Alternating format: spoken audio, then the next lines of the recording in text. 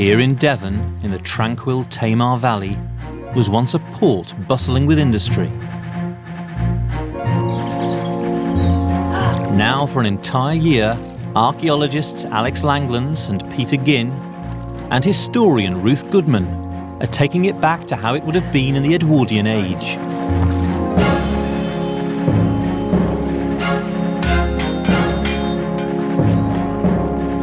So far, they've tried their hand at the industries which brought wealth to Devon's countryside: mining, fishing, and market gardening. Strawberry plants. They've got the farm up and running, grappled with the long-lost art of building a hayrick. If the hay gets damp, it's quite simple, it rots. It loses all of its nutritional value. And raised their livestock through the harshest winter for a generation. There's a big group of very, very, very hungry cows up there.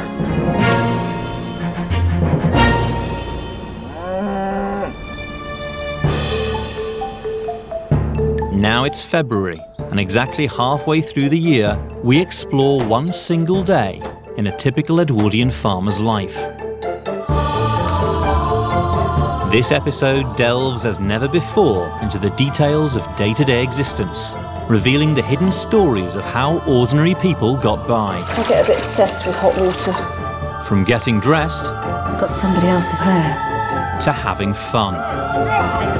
My lungs are absolutely bursting. From the village high street to the travelling salesman. Very ultimate in Edwardian technology. We explore the basics of everyday living over just one day on the Edwardian farm. The day in the life of an Edwardian farmhouse. Cheers.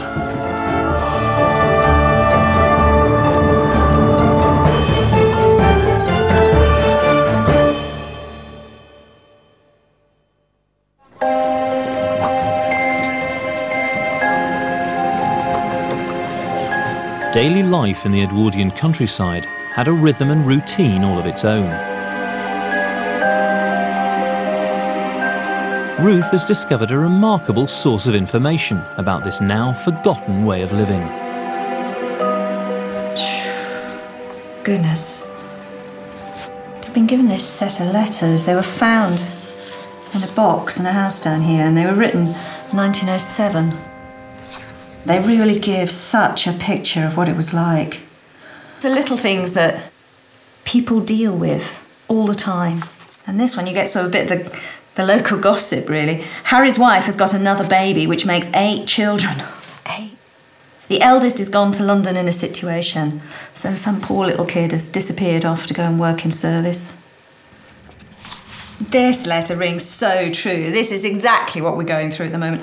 The days are so very short now that it does not give one half enough time to do all I should like to do. That's February. It is a fearfully hard winter for everyone, but I suppose it will be better soon.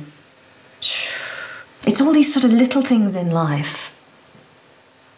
Easy to forget when you read a big history, and this sort of letters really sort of remind you of the daily thoughts going through people's heads, the daily little niggles and worries and the concerns. That's obviously these letters meant a lot to somebody. They kept them very safe. I ought to write to my family, really. I haven't spoken to my mum for ages.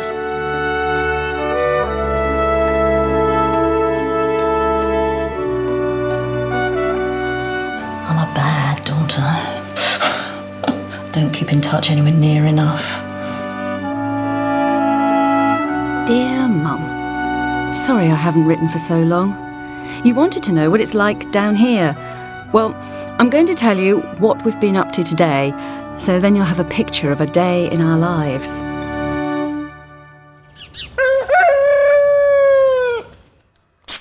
This morning I was up before dawn. This bit as quick as possible. I am not a morning person. Thankfully, Edwardian underwear is fairly capacious and warm.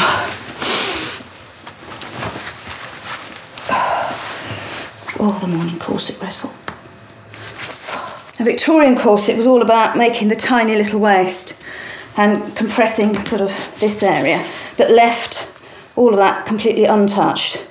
It's as if an Edwardian corset is just a lot lower, so actually I'm really quite unsupported at the top.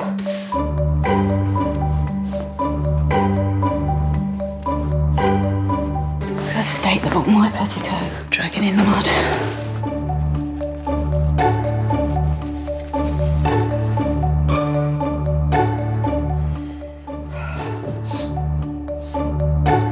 It takes some getting used to this. It really does.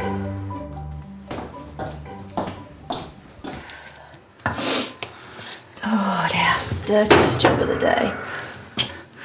Before we can put the kettle on, before we can think about breakfast, I've got to get the range sorted out. Every tiny little drop of hot water I need has to come from this beast. As, of course, does the heating for the house, so pretty much the centre of all warmth and comfort.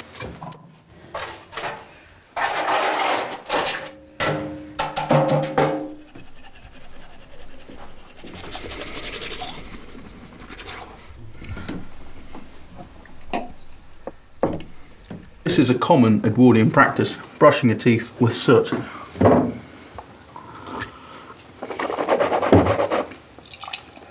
The brush I have here, made out of bone and badger bristles, pretty much resembles a modern toothbrush. And as any dentist will probably tell you, it's the action of brushing teeth that makes up the majority, about 90%, of keeping your teeth clean. This is no different from brushing your teeth with toothpaste.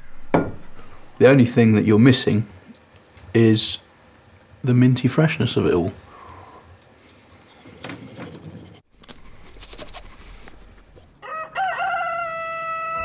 Every morning, Alex and Peter's first job is feeding the animals. But with the winter dragging on, their store of hay is running dangerously low. This is the lot, mate. Well, let's hope that rick is sound, yeah? Yeah, let's hope it's sound.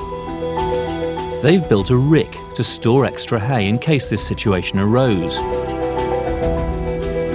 Wobbling away, isn't it? The whole thing does move. It's covered in straw mats to keep rain out and prevent the hay from rotting. Come back up. Now they must cut into the rick and see if the hay has survived. Well, some of these signs are pretty ominous here. Look, if I pull that out, you'll see that's actually a mushroom. It's actually growing. So mushrooms mean damp and warm, which is not really what we wanted. Don't worry, mate, it's going to come good, Peter, don't worry. I know. Cows are looking on like distinctly unimpressed. What have they done? Bungling fools. Many Edwardian farmers were dependent on income from livestock. In the 1900s, meat and dairy were one of the most profitable areas of Britain's agricultural output. With the welfare state yet to provide a safety net, if his livestock failed, a farmer and his family could end up in the workhouse. So the team's animals are their most valuable asset, and to feed them, they need hay. Yeah, that's it. Cut thee well, my boy. Oh, look at that. You can see all the mould under there, look. It's black. Right at this moment, I can't really see. There's a lot of dry here, there's dry here, but there's nearly as much damp, and I'm slightly worried about the angle there, because that means it's tipping into the middle of the rick, so... I think until we've cut off all the way down to the bottom, we won't really know. We're desperate for hay now. We've really got to the bottom of our resources up in the hayloft. If the winter looks like it's going to stretch on into March, we are going to really struggle.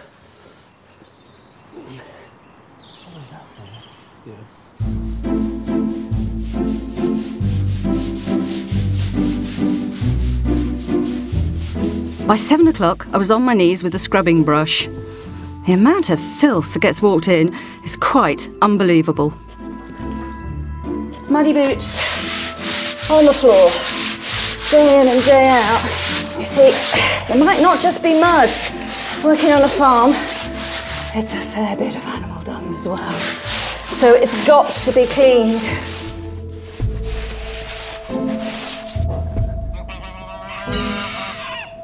Dry on the outside because it's had the wind. It looked really dry. That the thing is, kept walking past it thinking, God, that rick's done well, it's brilliant. Whilst inside, it's a festering, rotting compost heap. Well, it's not even good for compost. We'll see. Maybe I'm being a bit negative, Peter. Wait a minute, Peter. What are you saying? Right, that is the top, that's the top layer. That's all right, isn't it? But look, I mean, that is, look, Peter, look at that. That looks lovely. It's good hay, it's dry hay. I would say that proves that those mats were an absolute success. They must have been fit as butcher's dogs, those boys.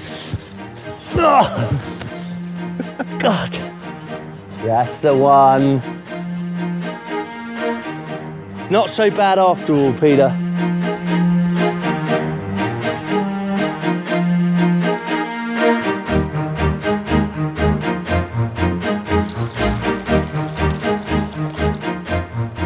Around 7:30, having washed the floors, it was time to wash myself. And believe me, I needed it. All the first jobs of the day are extremely dirty. Hygiene is such an important issue in Edwardian Britain, you know. It's the period of time when people are going on about the great unwashed. They're becoming increasingly sniffy about cleanliness of the body, mostly about sneering about other people's uncleanliness, as is always the way. The majority of adult women in Edwardian Britain probably hardly ever bathed. I mean, just how many times could you find when you were alone in the house and you could take all your clothes off?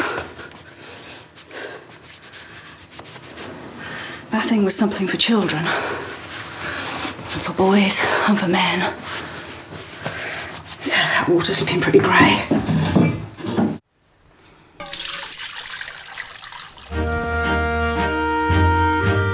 There it goes. Coming off. Yeah. It's a beautiful face once you cut it. All these, the butts coming out. It's like a really neat thatch. It was just bad luck that we actually started cutting in at this point.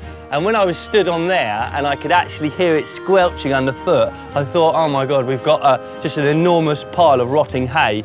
But this is bone dry. Now we've got more than enough hay to last us through to when the spring grass starts to grow, haven't we? This is a lot of hay.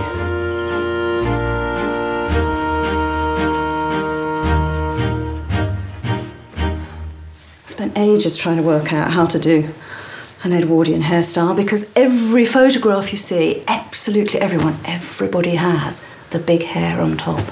Nobody has Ruth hair, which is skinny and little, you see. I mean, that's how my hair really wants to go up in a bun. Notice how there isn't very much of it. So I had to think about how on earth an ordinary woman would have achieved that if she had hair like mine. Because not everybody has big wavy hair. And the more I looked into it, the more adverts I kept finding for things to help you. More and more hair products. Not so much things in bottles, which of course is a modern approach to the problem.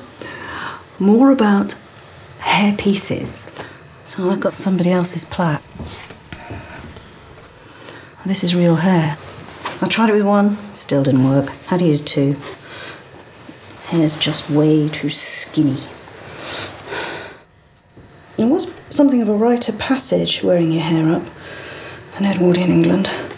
Girls wore it down, loose, or in a sort of ponytail thing, and then in your teens you had a sort of halfway sort of a hairstyle. Only when you really were counted pretty much as a grown-up did your hair go up. That'll do. Right, breakfast on. Come on. Come on, cows. Come on, cows. Come on, cows. Well, this is some of the hay that came off the top of the rick, and in fact, well, I'm hoping it's edible. Of course, the proof is in the pudding. These are our calves. There we go, fellas. See what they make of it. But that's going down. That's good news. That is good news, actually. The thing about good farming, particularly when it comes to livestock, is spending the time watching the animals. It's such a crucial thing. It's not a case of just turning up, mucking out, feeding and walking off. You know, each time you want to be counting, obviously doing the head count and also looking at condition, looking at the way they're moving. You want to see an animal move every day, if not twice a day. And that way, you stay on top of the livestock. You don't get any nasty surprises, you know, you don't come out the field and find one of them's lame or even dead. It's non-stop work with the animals. We've got the sheep to tend to, the horses to look after, and the cattle to fatten. Then there's the pigs. Morning, pigs. If we were farming pigs on a commercial basis, then pig farming is, in the Edwardian period, men's work. But when it's just a cottage pig, just one, it sort of falls to the lot of the woman. Part of the routine. Mustn't forget the chickens, Alex's favourite. There's one thing on a frosty morning that's going to warm your hands up. It's a chicken. Oh, yeah, get your hands in there, and that's lovely and warm, that is. And last, but not least, the geese. We've had to be extra vigilant with the animals through the winter. Come on, guys. There's plenty of predators around here who would like to get their claws into them. Got one of our geese, and she's been got by the fox just in here. When I saw the fox the other day, he's big. When I say big, I mean he's, you know. And now it's been so cold. They're so hungry, and they've just been after the poultry. We've had a couple of chickens we got, and now this one. And she's not looking very well. Geese were expensive in Edwardian Britain, and to lose one would be a real blow. She's got a bit of fight in her.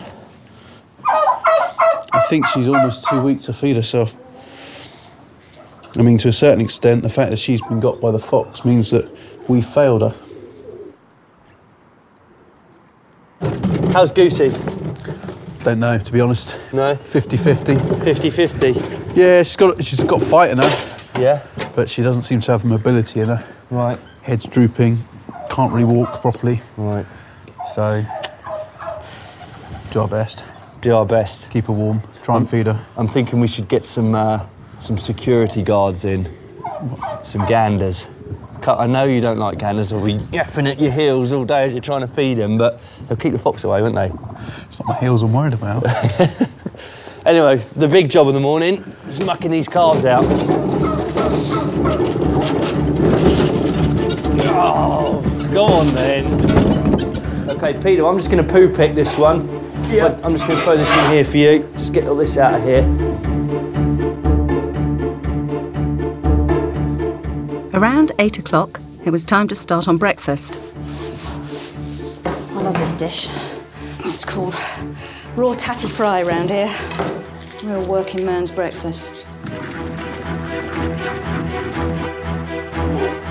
Managed to find myself a nice bit of blackthorn, which has miraculously grown in the perfect shape for a human yolk. So this is like the equivalent of 3 slices of bacon for half an onion each. And the rest of the breakfast would basically be potato. And obviously, after you've already done a couple of hours' work before breakfast, you're starving. A little light bowl of cereal is not going to cut the mustard. Just got a few roots from the market garden. We're just going to chop up for the calves.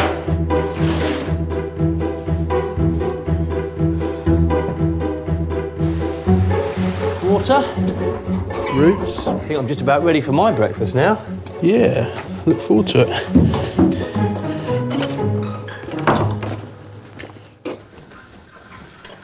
Here we go. Oh, lovely. One of those meals. Lovely. Doesn't look Thank great you on the very plate, much. but... Smells amazing though. Oh no, it's one of my favourite. We were expecting, Peter, eggs Benedict. This is such a wonderful meal. I love raw tatty fry. Peter has had a difficult morning nursing Goosey. True. Yes, one of our geese was got by the fox. What, dead? No, just... Close to dead. Yeah. Severely demoralised. It's just really been a sort of daily grind, really, just to keep the animals alive and in good health and good spirits, really, hasn't it? Yeah, well, I have to say, frankly, it's the same with the people. Well, I was going to say, it's a daily grind keeping their own spirits going. So I brought a daft in, cheer myself up. Oh, God, I needed this morning.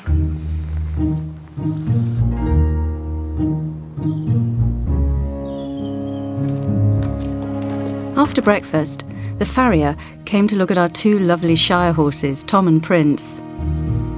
He gives them a regular checkup every 6 weeks. And the farrier's job is basically keeping the horse's feet fit and in a fit state to work.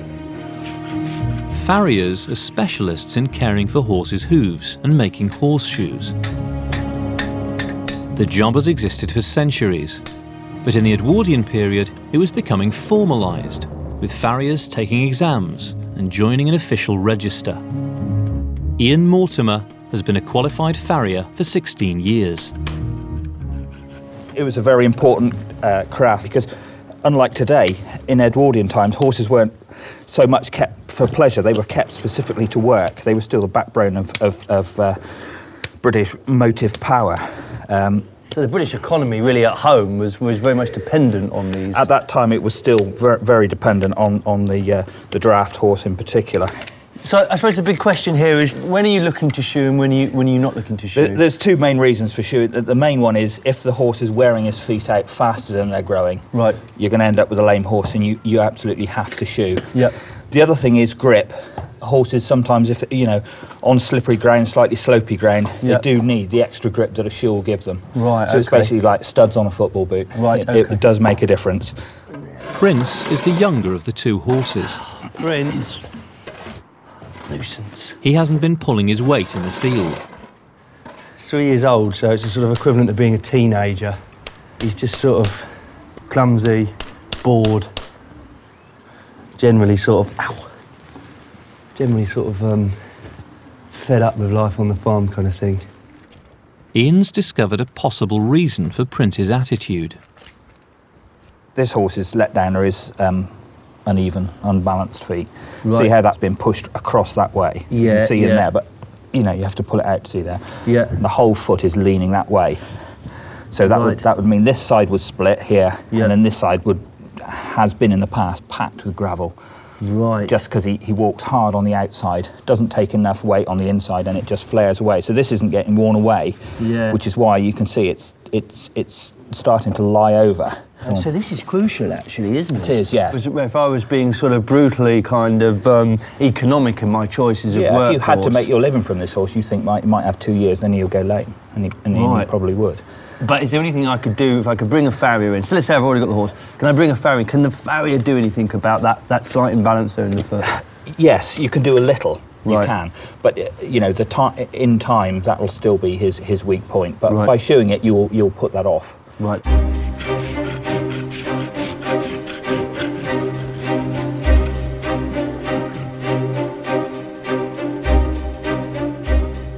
Just trying to get some water and also some food down her neck.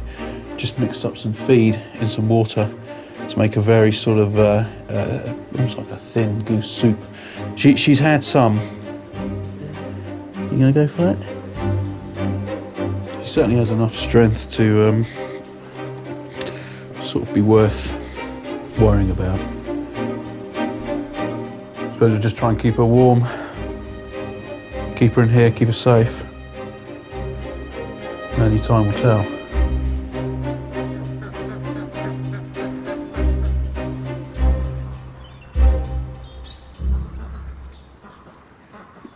By mid-morning, I was getting on with the main work of the day.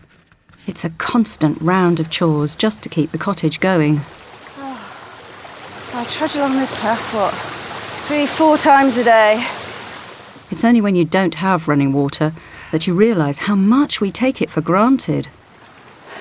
And people often stress the health benefits of having piped clean water, which of course is extremely important.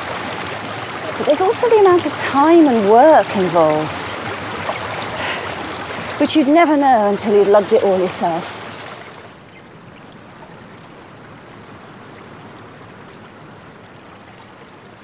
I've become obsessive about hot water. If the stove's empty, it ought to have pans full of water on it. Just always need hot water, and of course you have to plan so far in advance. One of the laws of nature, isn't it? There's always more washing up. This has got really burnt on, this one. I left it a bit long and it's caught on the stove. Most Edwardian housewives just used a bit of sand on your cloth. Yeah, you've made your own free, disposable, environmentally friendly scouring pad.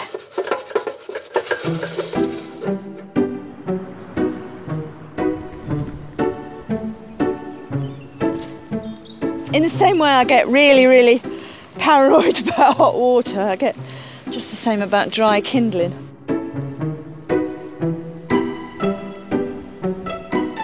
Really notice how much hurry there is at this time of year.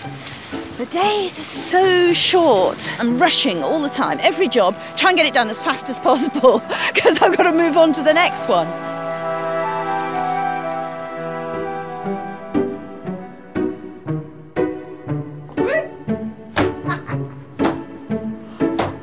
It's just so much more satisfying than hoovering.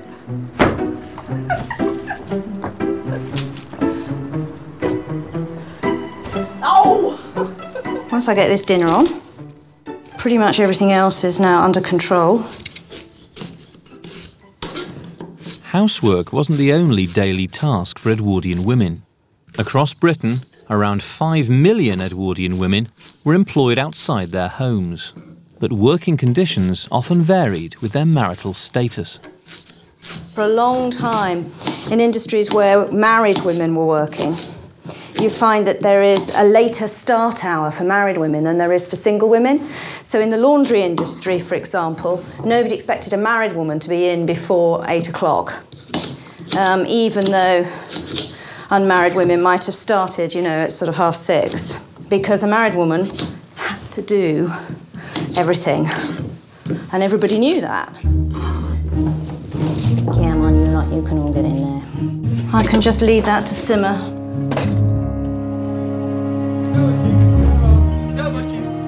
Our white-faced Dartmoor sheep are expecting lambs in a few weeks, so it's vital for the boys to make sure they're in good health. I suppose handling these sheep on a regular basis, you really get to know their characters. Yeah, we always get one or two that just stand at the back of the flock. Yeah. Okay, we've only got a small flock, but they stand right at the back and they'll always position themselves at the back. Like a sort of shy child at a wedding. You know, they're always hiding behind the rest of the flock, seeing what's going to happen. Maybe the wise ones, maybe the clever ones, to be honest. And then there's the ones that will just come to the bucket. You've only got to wave a bucket in front of them and they're all yours. Hey, look at that one. This might be our problem sheep. Look at that. It's turned over almost entirely.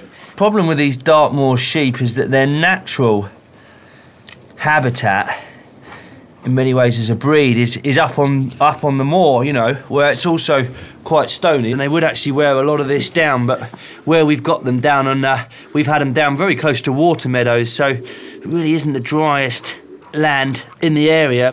So it's up for us to step in. And I'm hoping that one's going to be all right, that one. That one didn't look too pretty, it has to be said. OK, so I don't know if you want to just quickly...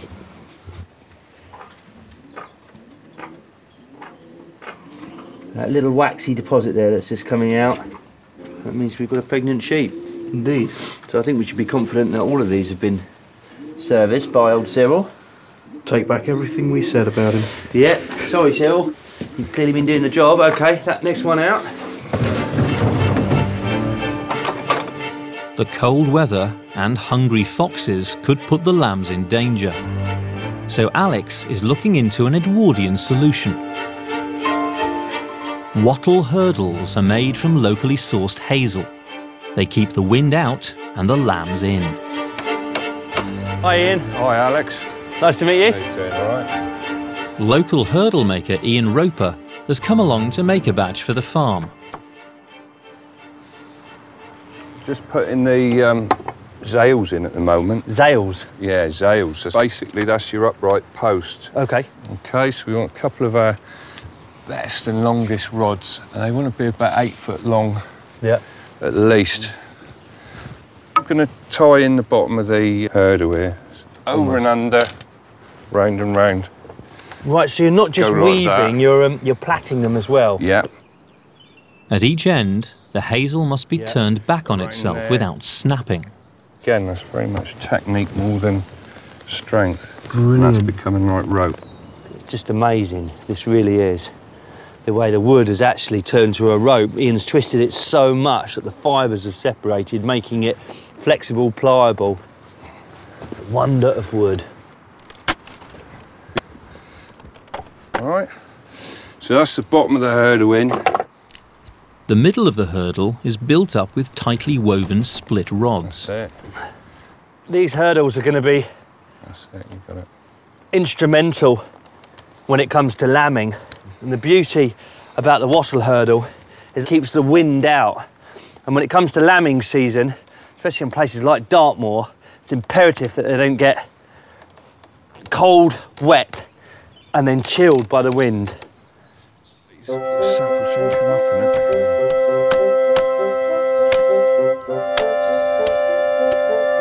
Finally, the hurdle is held together with a single rod twisted around both ends. And there we have it. And there we have it, that's the lot. There we go, out of the mould. Up on your shoulder with it. Up on the shoulder there. Spin round. Brilliant, cheers. Thank you very much. No worries, Alex, good job.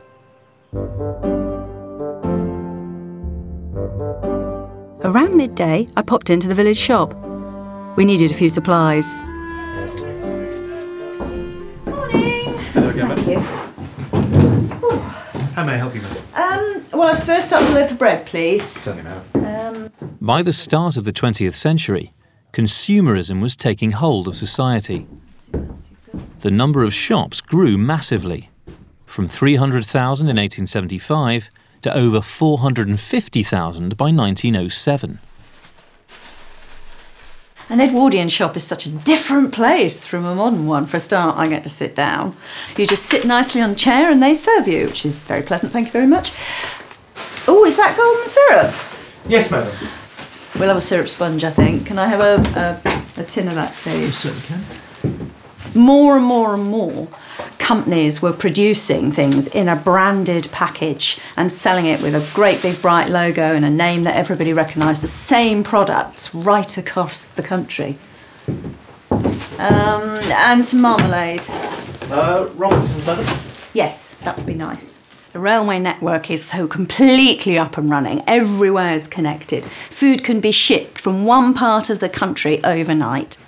So many of these foodstuffs could have come from, well, anywhere. They're not local at all. There's foods here from Leicestershire, from Reading, all transported right across the face of Britain, down to a place, you know, Devon and Cornwall. That's a really new idea that food should move around like this. And particularly, some of these things could easily have been made here. I mean, there's no reason why the flour, for example, sitting there, couldn't be local flour, but it's not. And that's very much an Edwardian story. Would you like the boy to bring this to you, madam? Yes, that would be very nice. I'll carry it, thank you.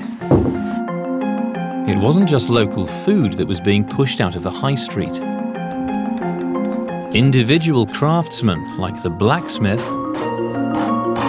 and the candle maker were disappearing, unable to compete with new big brand names.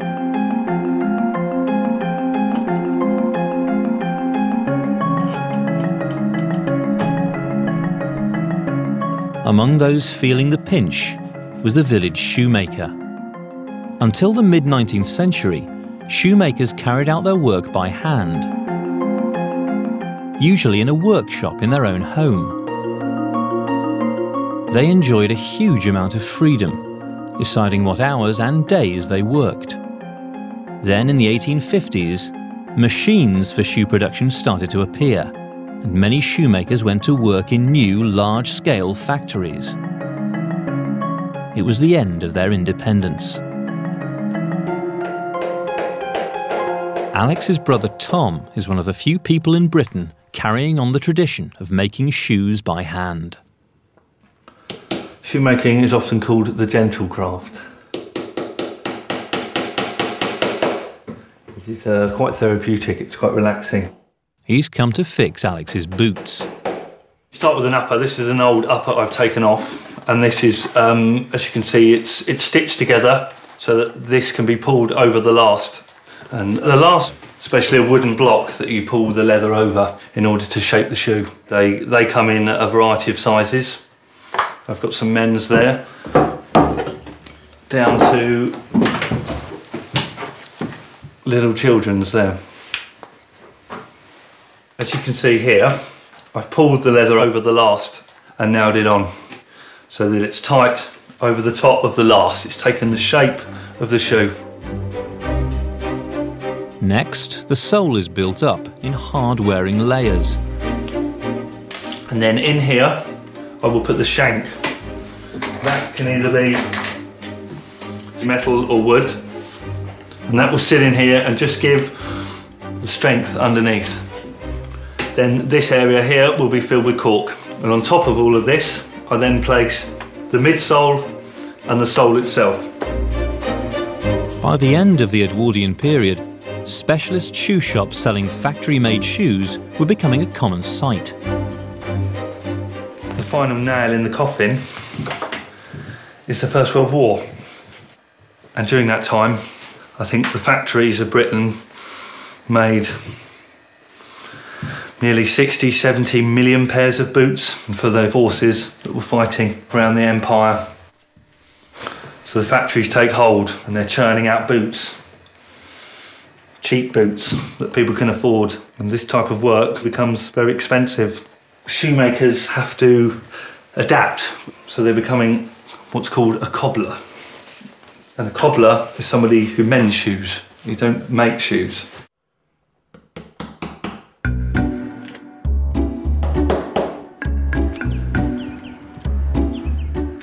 Beyond the high street, Edwardian manufacturers often used travelling salesmen to get their goods deep into the countryside. Good morning, sir. Good morning. I just wondered, can I come in and show you one or two items I've just brought up from London? Sure, OK. Avid collector Maurice Collins owns over 400 historic inventions. And then just press down.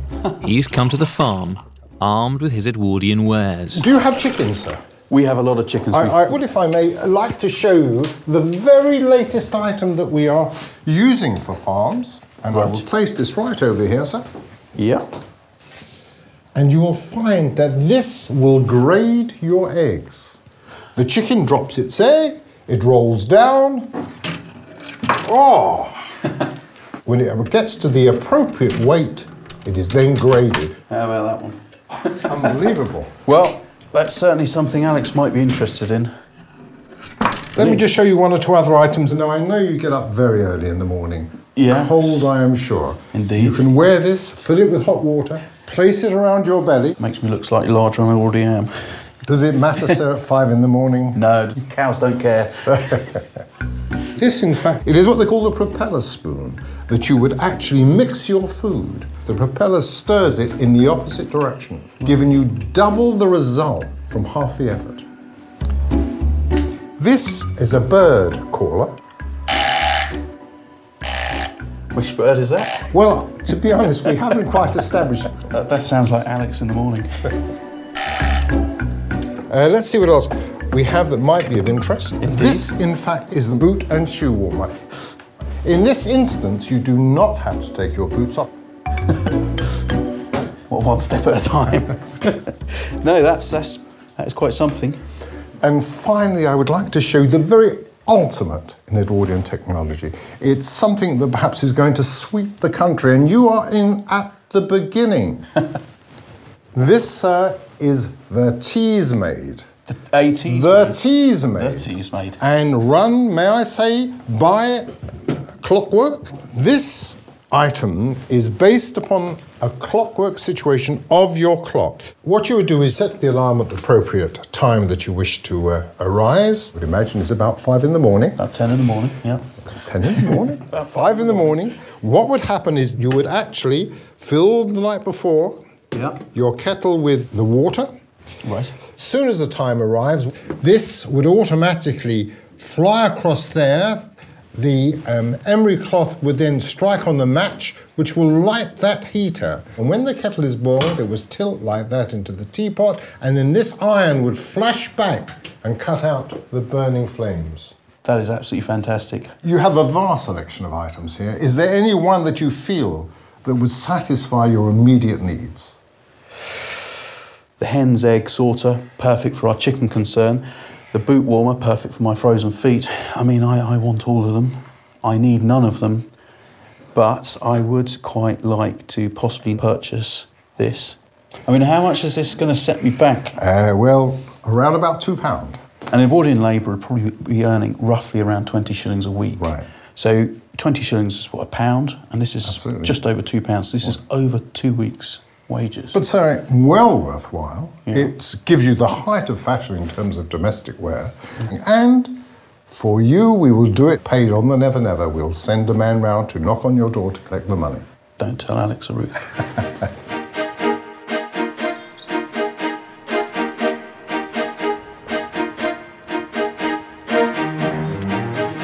Right, Tom? Alex. How's it going? All right? Yeah, good. All finished. Resold. New heel. Hobs as well. Wow. It's like a brand new pair of boots. I think we agreed our price. We did, yeah. Have a word with Mum. She'll sort you out the cash. Around 1 o'clock, we all sat down for a quick bite of lunch. It was a chance to catch up on the day so far. How's the goose then, Peter? She looks as if she's starting to go on the road to recovery. Well, that is good news. Can't lose a goose. We'll get a gander. That's what That's we'll a do. good idea. This lunchtime, Alex had a surprise in store for the afternoon. So, feeling fit, Peter? Always. Got a little treat lined up for you. But I hate it when he says that. No, it's just... we've lined you up with a special fixture. It's a football match. We're playing Plymouth Argyle Legends, a team that went professional in the Edwardian age. Okay? We're up against them. We got 9 men. I'm 10. There's a space for you, Peter. I think we're going to get a hiding because these guys were once semi-pro, but I'm counting on you, Peter. You're behind me. I've seen pictures of Edwardian footballers. Does that mean you get the ridiculous shorts? I think we get the ridiculous everything. Excellent. Well, Alex, I mean, you and I are both men of Scottish heritage. And what do Scotsmen drink at football matches? Beef tea. Beef tea. I think we need to make some beef tea for half-time. Good idea. Thing is, Peter, you're going to have to be at your very best. Don't worry, Alex. I'll be on it. I have read somewhere that in the Edwardian period, the sort of concept of the foul was yet to be introduced. Yeah. I must admit, I might actually come and watch you. It'll be very funny. After lunch, the boys got on with jobs for the cottage, like collecting firewood.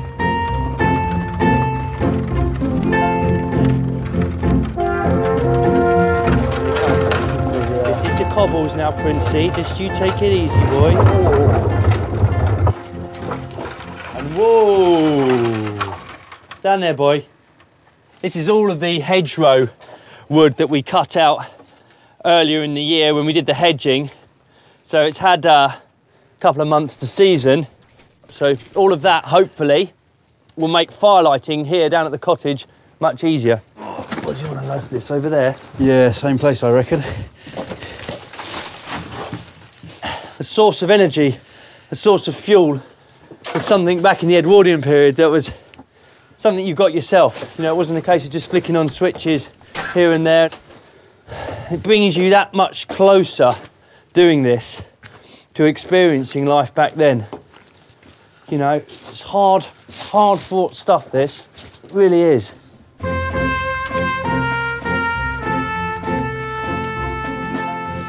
I thought I'd do us a pudding for supper. Again, it's something I can stick on now and leave. So it's just flour and some shred suet. Some raisins. At its simplest, it's quite a stodgy, basic thing. It's really just a dumpling, isn't it? But at its finest, a British pudding. Fantastic. I mean, what could be quicker than that? Frankly, take you longer to get the packaging off some ready meal, wouldn't it?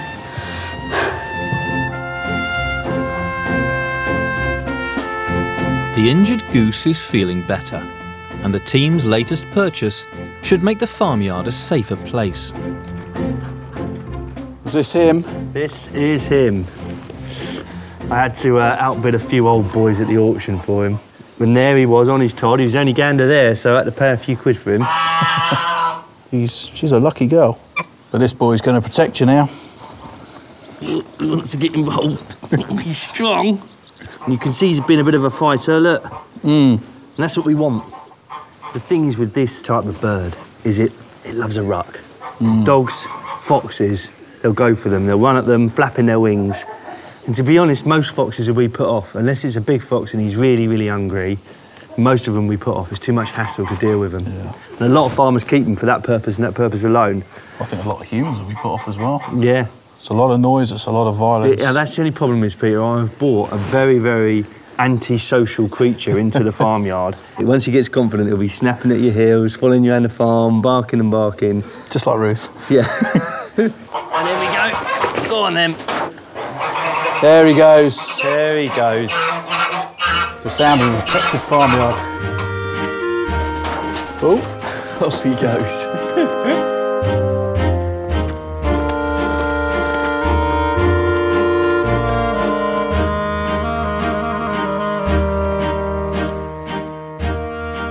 Time, we're getting this down our necks. Beef tea. We're going to get one over. Even if we're down at half time, this is going to turn it round for us. Select 1 pound of nice fleshy beef without fat.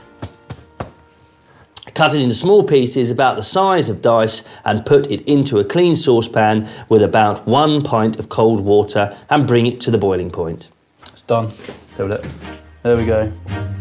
Ready to strain? Yeah, I reckon so. Looks green. It does, doesn't it? It doesn't look very beefy, it looks quite watery. Going to take some selling, this is. And that is beef tea. Got to give it a try, though. Tastes of beef stock. It does, doesn't it, actually? That's quite a good... You know, if I had my eyes closed and I was watching Plymouth Argyle... The Legends. Cold February afternoon, and I was drinking this... I think that was a good cup of beef extract, that. Just slightly concerned that we've got enough maybe for a sort of cap full each. Shall I put another one on the boil? Yeah, put another one on the boil. This will be the weaker variety. Yeah, make it really salty so they get really thirsty. Second half, they'll be really parched, at which point we can come to life. While the boys took over the kitchen, your granddaughter Eve came round to see me. Ah, there you are. I've been waiting for you. Good? We got into the sporting mood with some calisthenics, a proper Edwardian exercise for ladies. Okay, so it says standing straight, feet turned out. I can do that. Now this is a chest expanding exercise. Calisthenics originated in ancient Greece, Okay, so we've got nice expanded chests. but it became popular in the late 19th century, when the middle classes began to believe it was a suitable exercise for women. It's really odd, isn't it, how it's all the top half. Yes. It's all shoulders and... It is. This It's area. all the upper body. They're still worried. There's a sort of an old hangover of the ideas that women shouldn't move too much of this part of the anatomy. There was a lot of worry about women's wombs not being fixed, but being sort of mobile within the body. So people are still a bit concerned about the whole idea that women really shouldn't move about too much. You know, running around was not considered healthy for centuries. That whole part of the body was not to be too shaken up. So this is sort of the beginning of that whole loosening, you know, becoming more free. Anyway, enough talk, more action. So 1, 2, 3. It's not really one's idea of energetic exercise, is it? It's supposed to be energetic, is it? I feel like a monkey, but not a proper monkey. Are we allowed to make... Yeah, to flying monkey.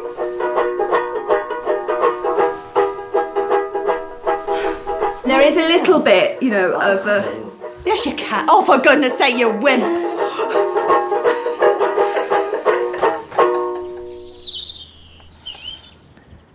Right. Do you want me to give you a bunk up, Saucy? Yeah, go on then. Okay. At the ready. Okay. It's a great setting for a football match. It's a fantastic setting. Although football had been widely followed in the 19th century, in the Edwardian era it became the people's game, the most popular spectator sport.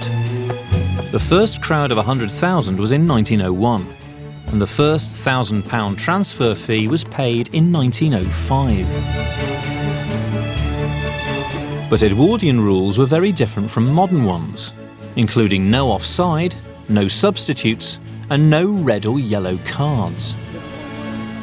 Football historian David Goldblatt has come along to explain how it worked. Right, it's most of it. Clearing the pitch up, guys. I'm David. Hello, David. Peter.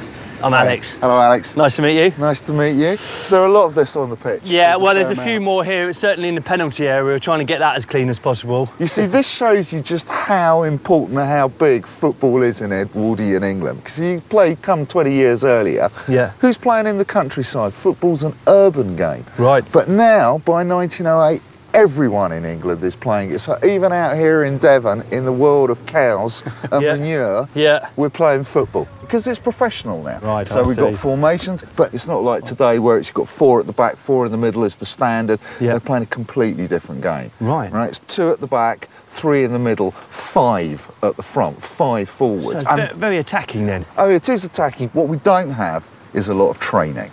There isn't a lot of training going on in between Well, games. that's funny because we've stayed true to that. Yeah.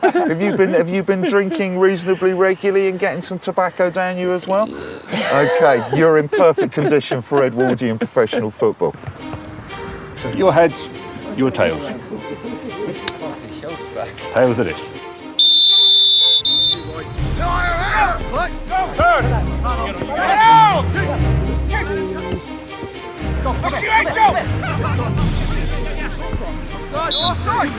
Come on, ref! Yeah, I did say that, yeah.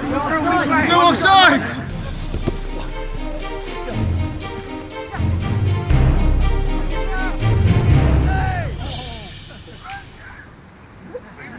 I was inoculated against all forms of sport at school, so I'm totally ignorant. Well, I'm afraid that's what was tending to happen in Edwardian England, is that sport was not for girls. Sport was something only boys and men played, turned you into a man. But thankfully, a few Edwardian women have worked out that sport is for them. And so you've got the beginnings of a women's football culture. Really? Yeah. But the really big move is to come in about 5 or 6 years after this game is meant to be played. The First World War arrives, and of course, you know, the men are all sent off to the front. Women are coming and working in factories. What do? The same as the men. They create football teams. And so by 7 or 8 years after this game is played, you've got teams like Dick Kerr's ladies from a munitions factory in Preston, and they're playing charity games in front of 25,000 people. Really? Oh yeah, by 1921 they're playing in front of 50,000 people. Oh my goodness. And in fact, the Football Association actually gets so worried about women entering men's domain that they say to their clubs, if you allow women to play on your grounds, even your training grounds, you're out. And that's women's football over for 50 years. That's quite shocking, isn't it?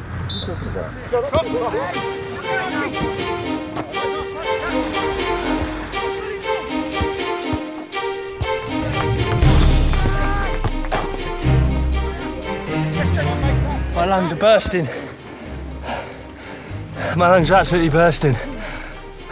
Play! Get stuck in!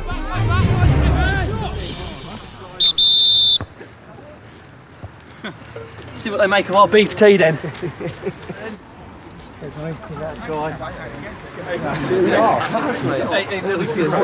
in the lead. What's the score? 6-2. 6-2. That's a good cracking 1-2. I don't think it had a lot to do with myself and Peter though. Bring me beef tea. Here we are. Try that one. Thank you. Oh, the taste that revives. How was it with the boots? It's a bit slippy, but it's this bit at the end here. I can't seem to actually control the board. But that's always been my problem. Is that the boot, or is that? I'm not sure. That's an Edwardian technological issue. No, I think it's the legs actually. Take a rest. You've done well, boys. It's a good recreation. I'm impressed. Well, thanks ever so much for coming down. My pleasure.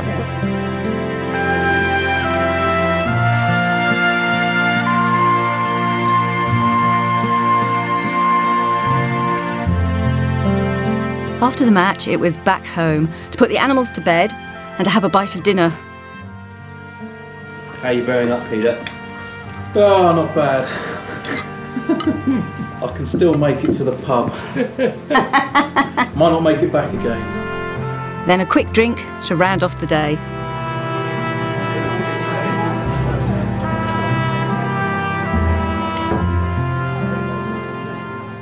It's been public houses for centuries. I mean, ale and beer is our national drink, isn't it? But for centuries, they were just a house, literally a house, that was open for the sale of drink. So they really looked like somebody's front room, because that's what they were. And it's only really from about the 1830s onwards that you start to find buildings specially built to be pubs.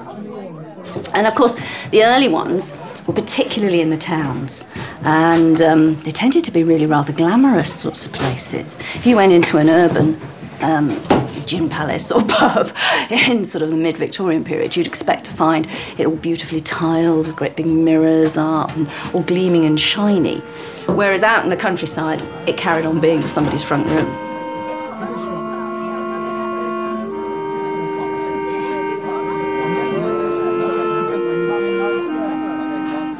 The end of another long day. I think from all the diary extracts I've read of the period, we've really sort of started to experience something of that the daily grind during the winter months. Yeah, and you're just praying that things are going to warm up. One thing I'm going to say is the public house is a haven from daily life. It is actually. Always has a bit of a been, refuge. always will be. Yeah, sort of a little moment out. Well, look, first and foremost, cheers to the day in the life of an Edwardian farmhouse. Another one down. Cheers.